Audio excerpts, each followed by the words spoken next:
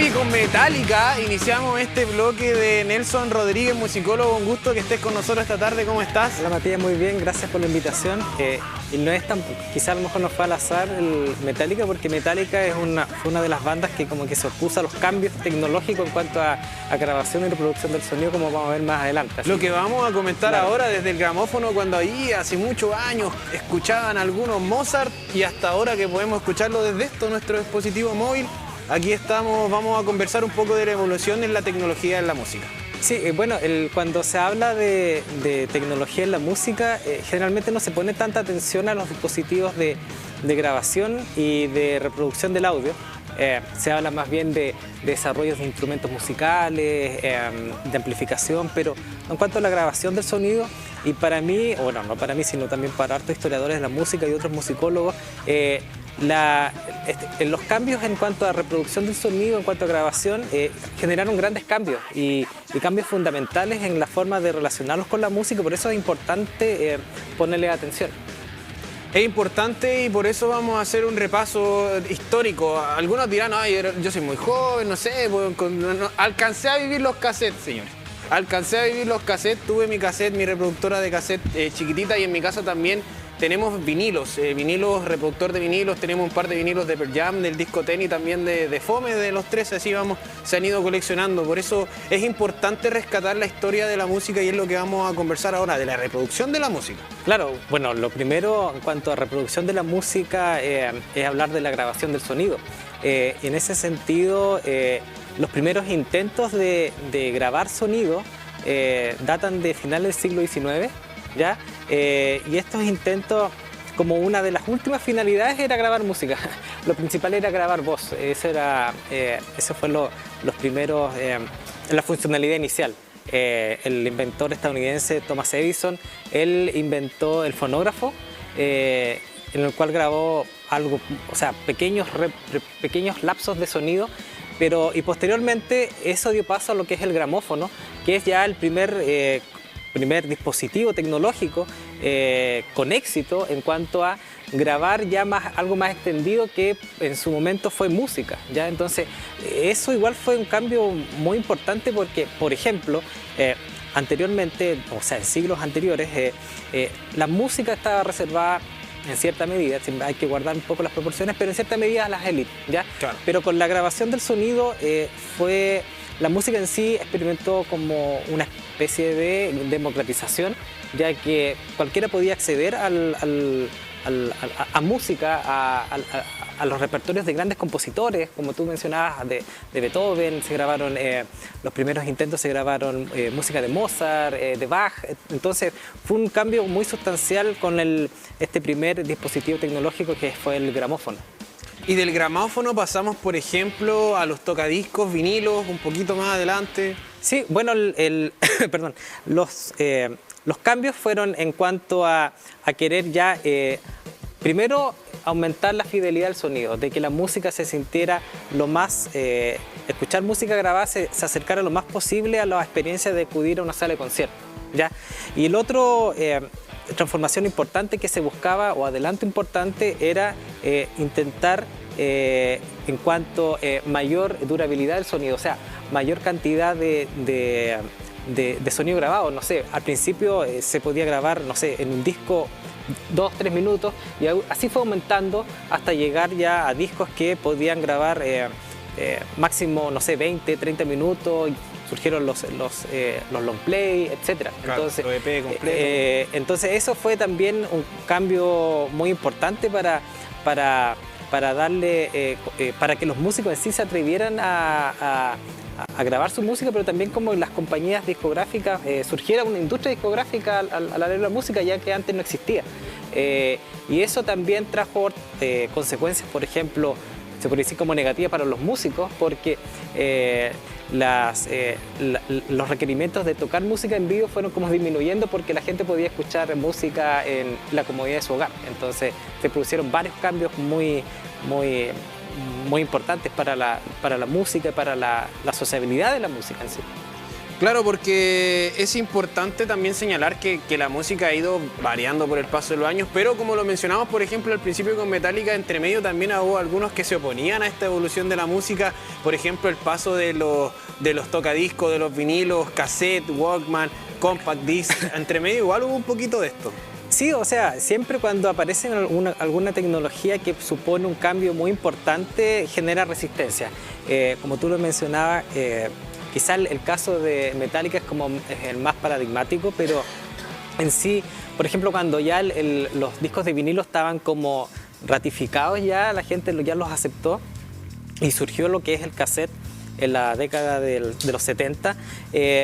La gente al principio no los aceptaba tanto, los cassettes, porque creía de que, bueno, y también con razón, porque la fidelidad del sonido no se escuchaba tan bien, para plantearlo en términos simples, con respecto a los discos. Entonces, ahí fueron pasando algunos acontecimientos que posicionaron al cassette como que tomaron la posta de la grabación de la música. Por ejemplo, fue muy importante el de que la industria automotriz integrara reproductores de música en los automóviles. Entonces eso hizo que la gente se animara a tener cassette, a comprar cassette para poder escucharlos mientras viajaba. Entonces eso también le dio un plus a este formato de grabación y reproducción del sonido. Bueno, y después nace, por ejemplo, los reproductores móviles con cassette, o sea, la posibilidad de tal cual como hoy en día yo tengo esto aquí atrás, que es el in-ear, con lo que me comunico arriba, pero de la misma forma estaba ubicado un reproductor aquí mismo, enganchado al cinturón, claro, con audífonos, y reproducía un cassette y se podía escuchar en cualquier parte. Creo que esa fue una revolución. Eso fue una revolución porque el Walkman, por primera vez en sí, o los reproductores de cassette individuales, plantearon por primera vez en la historia una escucha musical individual. O sea, de que el individuo podía aislarse de su ambiente sonoro y podía escuchar la música que ellos quisieran. Anteriormente, con los discos de vinilo o con los gramófonos o los tocadiscos, la escucha de la música era algo que ocurría de forma colectiva. Por ejemplo, ¿dónde estaba el tocadisco? En el living. Claro. Entonces las personas se reunían a escuchar música, pero en sí, por ejemplo, los jóvenes no podían escuchar la música que ellos quisieran porque era una escucha, como te decía, colectiva. Pero lo que trajo el cassette fue por primera ocasión, una apropiación individual de la música, y también trajo consigo las identificaciones con ciertos géneros musicales que antes no ocurría, ¿ya? Porque era algo más, la música era algo más de ocio, pero con los Walkman, para mí fue un punto muy importante para lograr una identificación mayor con ciertos géneros musicales, y de ahí se podría como hacer un análisis y decir de que fue como el puntapié para el nacimiento, por ejemplo, de las tribus urbanas, ¿ya? Porque los jóvenes sintieron se empezaron a crear comunidades, claro, alrededor de estilos musicales, la posibilidad, por ejemplo, de tener nuestro audífono incluso, porque antes de esto, como tú lo señalabas, no existía la posibilidad de aislarse y quedar de forma individual escuchando lo que uno quisiera, pero se empiezan a crear comunidades alrededor de gustos musicales. Y se empiezan a intercambiar, dentro de estas comunidades se empiezan a intercambiar música, entonces ahí se empieza a ver una sociabilidad muy rica con individuos con gustos en común. Entonces también eso es algo muy, muy importante de considerar. Y lo otro es que el cassette, por ejemplo, hizo que, por ejemplo, yo investigo lo que es el rap hip hop, y por ejemplo en Chile las primeras bandas de rap hip hop hacían bases musicales utilizando cintas de cassette. Hacían como una especie de bricolage con sonidos de diferentes bandas, y iban creando bases musicales. Entonces también fue un dispositivo que le dio un aporte a la producción musical en sí. Oye, y esto, por ejemplo, esto que es parte también de la cultura hip hop estadounidense, sobre todo de las radios con cassette que andaban al hombro. Claro, eso también habla de la gestación de comunidad, como tú mencionabas, porque el llevar la música en estas radios portátiles también era una forma de sociabilizar en el espacio público, lo cual antes no se podía, como por ejemplo volviendo a lo que eran los tocadiscos. Son dispositivos muy grandes, muy pesados, y además el disco también es un poco delicado en su reproducción, no pueden haber... no puede estar sujeto a movimiento. En cambio el cassette sí, las radios de doble casetera fueron muy importantes para generar esos vínculos en el espacio público, y como tú mencionabas, hay culturas musicales como el rap hip hop que su su esencia está a partir de la socialización en el espacio público, el juntarse a bailar, el juntarse a hablar de música y a intercambiar en su momento cintas de cassette. Claro, el breakdance, por ejemplo, Claro. era parte de eso ahí con el parlante al hombro y bailando los b-boy y todo ahí. Claro, ese es un punto muy importante para entender lo que es la cultura hip hop y por eso también es una de las culturas fundacionales de la música urbana, porque es del espacio urbano, es hacer música en el espacio urbano y socializar en el espacio urbano. Bueno, y del cassette empezó a venir un formato más delgadito, redondo, circular, y empezó a tomarse también las preferencias de la gente. Sí, bueno, el CD ya se considera como ya grabación en formato digital. Lo interesante, bueno, todos estos formatos, como yo te mencionaba, van evolucionando desde menor tamaño, mayor cantidad de música a grabar, en mayor calidad en cuanto a fidelidad del sonido, pero en cuanto al CD, lo importante que trajo fue como, por ejemplo, tomando la experiencia del cassette, fue la escucha individual, como mencionaba, y el CD fue que le dio más autonomía al auditor con respecto a la música que quería escuchar. ¿A qué me refiero con esto? Cuando se reproducían los CDs, tú dentro del álbum que estabas escuchando, tú podías elegir la canción que tú quisieras, ¿ya? Y eso no ocurría con el cassette, aun cuando después se idearon formas artesanales de retroceder o adelantar con el lápiz Bic. Con el lápiz Bic, pero con el CD fue algo ya más estético, se puede decir, y algo más exacto de escuchar la canción que tú quieras y de cierta forma el auditor como que desarmaba la obra, entendiendo el álbum como la obra musical, la desarmaba a sus intereses musicales propios. Y me parece que eso también fue un punto clave para el éxito del CD, que en su momento también fue el reproductor número uno, grabación y reproducción de sonido número uno, y reemplazó paulatinamente a lo que fue el cassette, aun cuando el cassette sobrevivió a, creo que los primeros años 2000 todavía se seguía escuchando cassette, pero ya el CD fue como que le puso la lápida a ese formato en sí. Llegó un punto en el que incluso cualquier persona con un computador y un lector de CD podía grabar su propia música en casa. Claro, eso también se podría mencionar de que aquello fue como el punto de inicio de la piratería, aunque también con el cassette también ocurrió, con las radios de doble casetera. Al principio se idearon formas para grabar música de cassette a cassette, pero con el CD era mucho más factible y de mejor calidad las grabaciones que tú podías hacer mediante computadores, y así se fueron ampliando las bibliotecas personales de las personas a música que en tiempos de vinilos te habría costado mucho dinero y tiempo. Tener una colección de vinilos es algo, sobre todo ahora, es muy costoso, es un hobby muy caro, pero con el CD tú podías llegar a tener una colección de música, una biblioteca muy extendida, que claro, pues después con el paso al formatos más digitales como MP3 ya fue algo como una explosión de mucha más música que jamás se podría haber imaginado que alguien podía tener. Bueno, y aquí pasamos ya a lo netamente digital, porque el MP3 ya se deshace de lo físico, comienza a aparecer este almacenamiento, esta cantidad de megas, de gigabytes, pero en un dispositivo muy pequeño, más pequeño incluso que el compact disc. Claro, bueno, los MP3, o sea, el formato de MP3 se tiene que entender primero como reproducción a partir del computador, y luego empiezan a aparecer los MP3 como dispositivos de reproducción. Lo importante de la música digital del final de los 90 y principios del 2000 es que este panorama que instaló el CD como que lo expandió, el tema de la música, de acceder a más música, y no solamente a más música, sino a música de lugares que quizás nunca podríamos haber conseguido alguna grabación, no sé, de la India, de China, a través de la conectividad que producía Internet.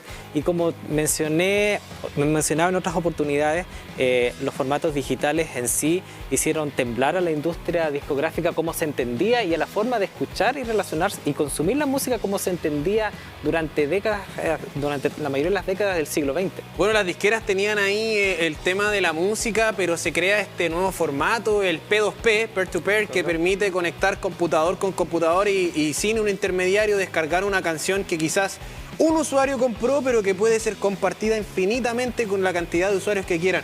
De aquí quizás nace un poquito la piratería y empieza uno de los conflictos más grandes que ha tenido la industria musical hasta ahora. Sí, porque al principio la industria discográfica se resistió al cambio, porque obviamente la principal fuente de ingreso de la industria discográfica, de los sellos multinacionales, era la venta de los formatos en CD o cassette físico. Pero cuando llegaba este sistema de intercambiabilidad directa entre los usuarios, ahí ya no se producía el intercambio comercial y eso le ocasionó millonarias pérdidas. Y por ejemplo, como mencionaba al principio, una de las bandas que se opuso más a este tipo de cambio fue Metallica, que incluso le puso una demanda a Napster sobre las pérdidas que estaban vivenciando. Pero después, como todos los cambios, al final se terminan aceptando y la industria discográfica aceptó el cambio de formato y se reestructuró a otras formas de comercializar la música, y con la emergencia de la web 2.0, de los smartphones y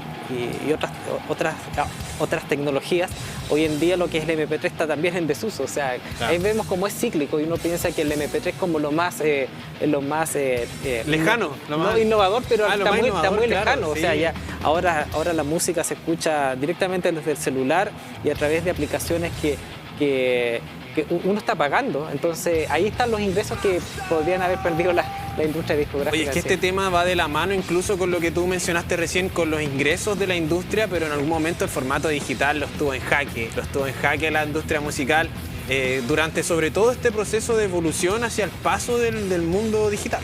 Lo estuvo en jaque por lo que te mencionaba, de que hubo una resistencia y también hubo una especie como de cegarse a las transformaciones que durante el siglo XX ellos mismos vivenciaron, que los cambios de formato y se fueron adaptando, pero en sí no estaba en juego el tema del dinero, pero con la llegada del MP3, la llamada crisis del MP3, eso sí estuvo en entredicho, y por eso me parece que quedaron como que se resistieron aún más a adaptarse a los cambios, y la respuesta a estos tipos de formatos vino por parte de la propia industria de la computación, más que de la industria discográfica. En general, como mencionábamos, reproductores de MP3, reproductores virtuales, por ejemplo. Y traer más formatos de audio. Entonces, o la aparición del propio YouTube, también una forma de escuchar música. Entonces, ahí vemos como de los diferentes formatos, desde el gramófono hasta el MP3 y hasta los formatos hoy en día de plataformas como Spotify, ha cambiado la música, y obviamente yo creo que va a seguir cambiando y van a aparecer a futuro nuevas formas de grabar y de reproducir y escuchar el sonido. Oye, escuchar música quizás, por ejemplo, puede ser me imagino, estoy imaginándome cosas, con un implante aquí, porque como ya se ha probado, incluso algunos que son como de adentro se escucha de forma distinta a través de un implante. Está probado, no me acuerdo. No, sí, pero ese es un avance. O sea, yo creo que igual para llegar a ese va a pasar mucho, pero pueden haber otros formatos intermedios de quizás abaratar costos en cuanto a escuchar música. Y lo otro que me gustaría destacar es que la crisis del MP3 le dio un impulso a lo que era los músicos independientes. Antes la única forma de generar una carrera musical era a través de sellos discográficos, pero con el MP3 le dio una oportunidad a hacer música de forma autónoma. Bueno, y es también lo que tiene y lo que ha heredado en los formatos digitales, la posibilidad de distribuir música de artistas, incluso por ejemplo artistas locales de acá, que hemos tenido la oportunidad de conocerlos, disfrutarlos a través de las redes sociales. Bueno, junto con Nelson Rodríguez, nuestro musicólogo, le damos fin a este capítulo de martes de la comunidad del contenido. Ha sido un gusto compartir contigo, Nelson, y conversar acerca de la evolución de la música. Gracias por la invitación.